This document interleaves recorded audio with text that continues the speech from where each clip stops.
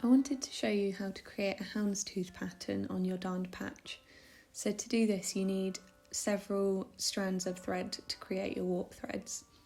They'll be shorter than you would normally use. So you're going to start off and create your warp threads in a similar way to how you would normally do it. But what you're going to do is create your first 2 warp threads, and then you're going to pull through like this. So you've just got 2 warp threads and 2 tail threads.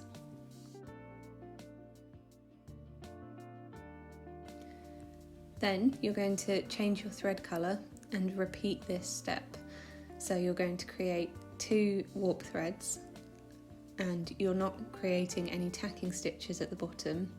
You're just wrapping your thread around the top hook and then bringing your needle out through to the bottom of the darning mushroom, giving you 2 sets of tail threads, like this.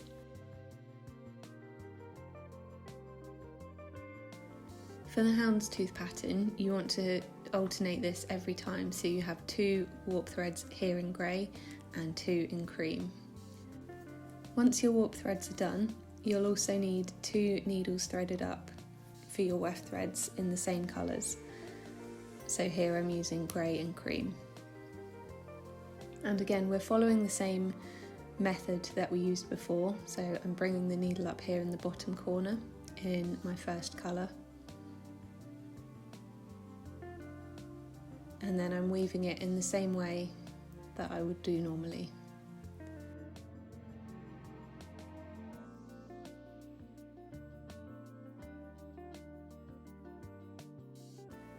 The difference here is that I'll only do this twice, so just as I had 2 warp threads in each colour, I'll only do 2 rows in each colour.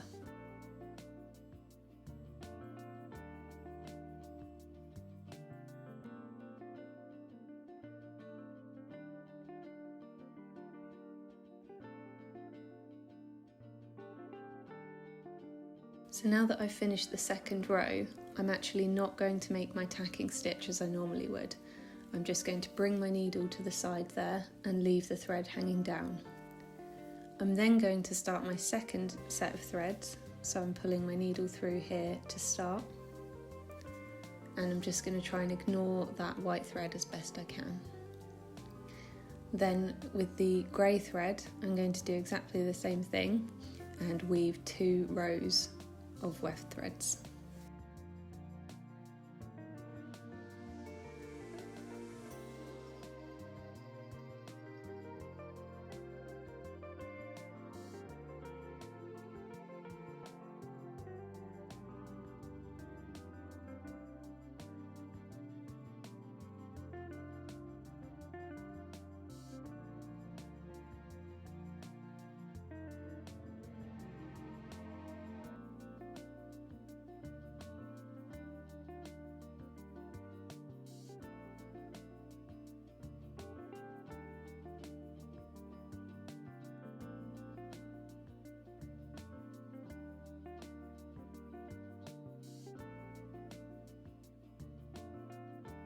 Now that I've finished the second row of the grey threads, I need to switch back to the white thread. So to do this, I'm going to drop the grey thread out of the way, pick up the needle with the white thread, and then I'm going to create my tacking stitch going under where the grey thread is. So it looks like a larger tacking stitch than you would normally do. And this will bring the white thread up and out ready to start the next row of weaving.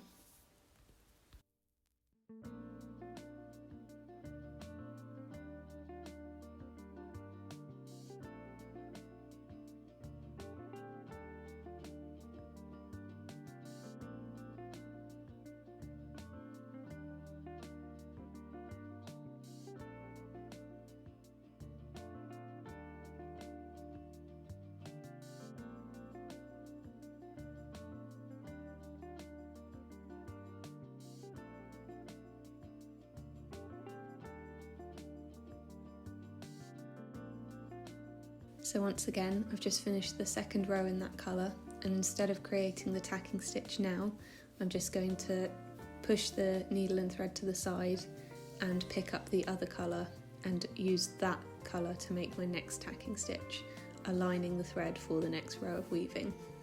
Make sure that you try and hold those white threads out of the way as much as possible, and also remember to adjust your tail threads for tension if you need to.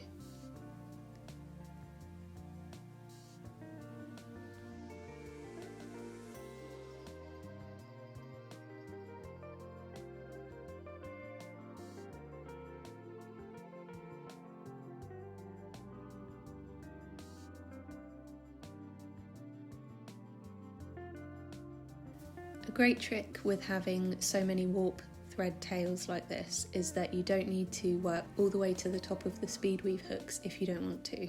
So I've covered the hole in this sock here and the loops are huge, but if I take off the Speedweve like that, I'm now going to pull the warp threads into the top of that last weft row.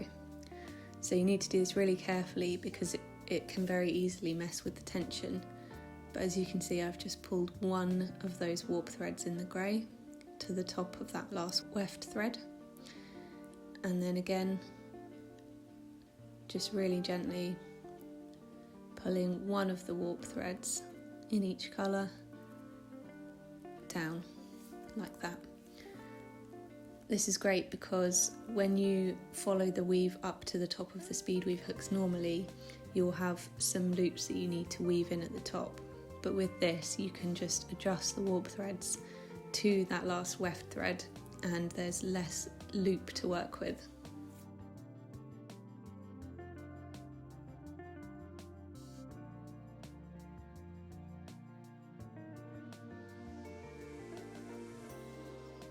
And that's what it looks like from the top once you've adjusted those warp threads.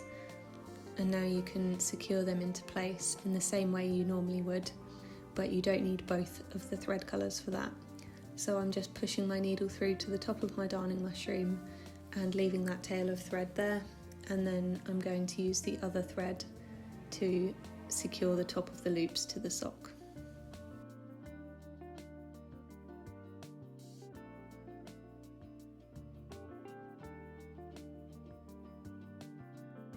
And as with a normal Speedweve darn, to do this I'm just going through the sock fabric with my needle and then up through one of the warp thread loops like so, and then repeating all the way along the top of the darn.